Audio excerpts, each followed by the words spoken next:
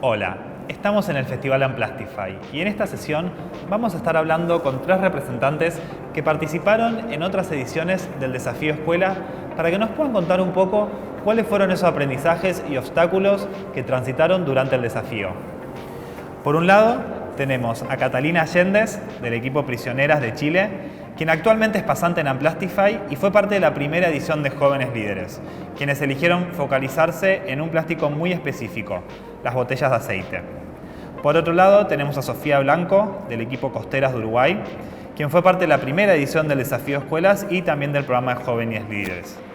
Decidieron abordar el problema de las botellas de plástico. Y por último, tenemos acá, a mi derecha acompañándome, a Donatella Sañer, del equipo Ecologiate, que decidió eliminar las bandejas de plástica en los locales de comida. ¿Sí? Bienvenidas, chicas, ¿cómo están? Bien. ¿Todo bien? Sí. Hola, Cata, hola, Sofi. Vamos a empezar con algunas preguntas. Quiero ver si nos pueden contar, así como resumido y a grandes rasgos, en qué consistió su estrategia desplastificante. ¿Quieres empezar? Empiezo yo. Dale. Estoy acá. Bueno, nosotros queríamos, como dijeron, eliminar las bandejas que se usaban en los negocios de comida por peso del barrio donde está nuestro colegio. Entonces, bueno, empezamos a contactar con varios negocios y ver quién quería sumarse a nuestra propuesta. Para, en lugar de usar plásticos de un solo uso, usar tuppers de plástico reutilizable o envases de vidrio.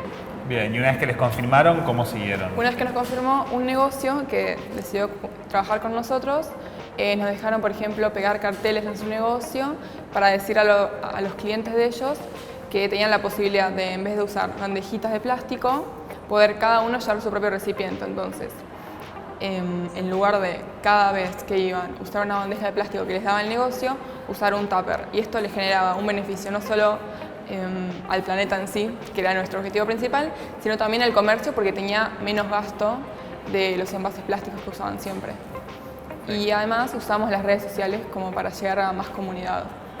Que nunca fallan. Sí, está bueno. Sí. Cata, ¿vos qué nos ibas a contar? La estrategia que con mi equipo utilizamos fue, hay un problema del aceite y este problema del aceite es que es muy consumido.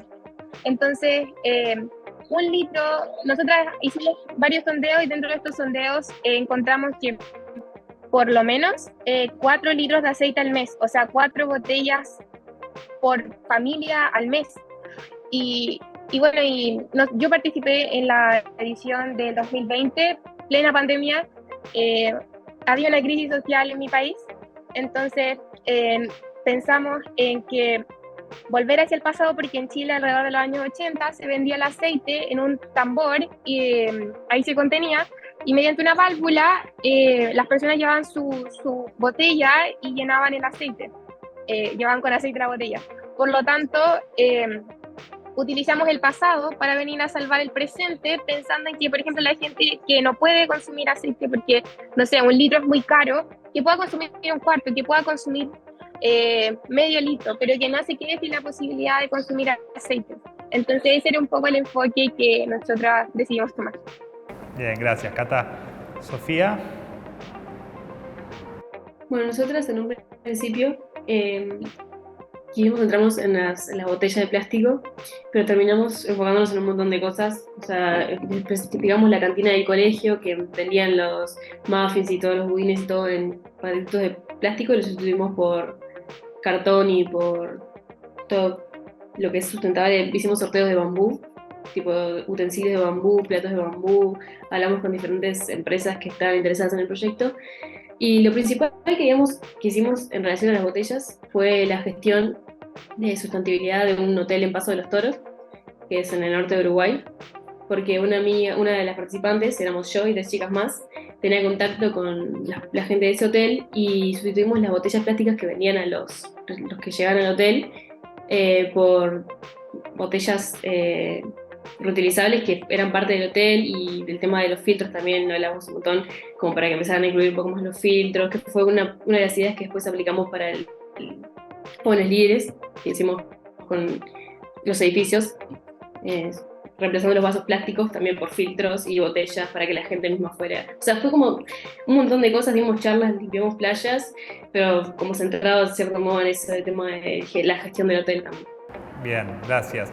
¿Y algún obstáculo que se les venga a la cabeza ahora que se acuerden que hayan enfrentado y cómo lo resolvieron, si lo tienen?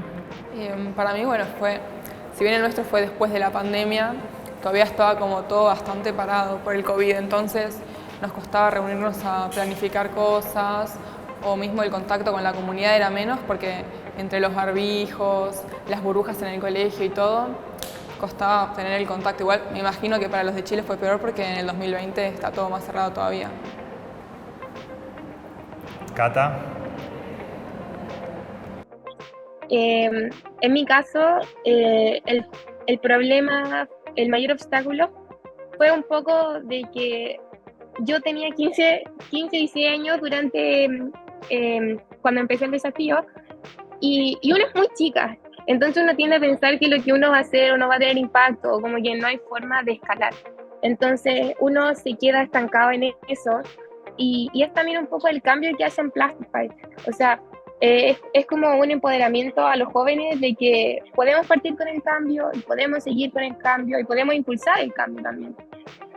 Desde ya. Sí, desde ya. Como vos decís, Cata. ¿Y ustedes, Sofi, con qué se enfrentaron? ¿Algún obstáculo que recuerdes? Sí, nosotros no tuvimos el problema de la pandemia porque fue en 2019.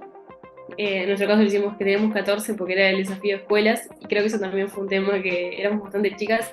Yo tenía mucha idea de cómo organizar el tiempo. A veces ponían un límite porque estaban poniendo como límites de tiempo para entregar distintas cosas y llegamos el último día y no teníamos nada a veces, o sea, ya teníamos todas las ideas, pero le empezamos a dejar para después y eso es también algo que nos enseñó un montón a organizarnos entre nosotras y bueno, lo resolvíamos como podíamos, nos decíamos, bueno, yo arreglo las pistas del audio del video, vos subís una historia, vos decís la buena que nos espera un poquito, todo un tema de organizarnos así. Y por otro lado también el clima, porque hicimos un montón de limpieza de playa y parecía mentira que cada día que íbamos a hacer una limpieza de playa había lluvia y teníamos que organizar todo de vuelta nosotras, entonces yo creo que esas fueron las cosas que más se vieron reflejadas en el proyecto.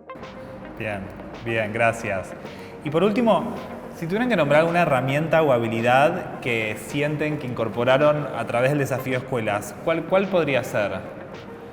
Para mí fue la planificación del tiempo. Nos enseñó como que teníamos fechas límites que cumplir y si bien nos ayudaba bastante que ellos nos dieran un cronograma, teníamos que nosotros organizarnos, ver cuándo juntarnos, cuándo ver de subir, por ejemplo, una historia en la cuenta que teníamos de Instagram, nos dividíamos las tareas. Y eso fue lo que más aprendimos, creo, organizarnos por nosotros mismos. Perfecto, buenísimo. ¿Ustedes, chicas? No sé si quiere ir Sofi primero o...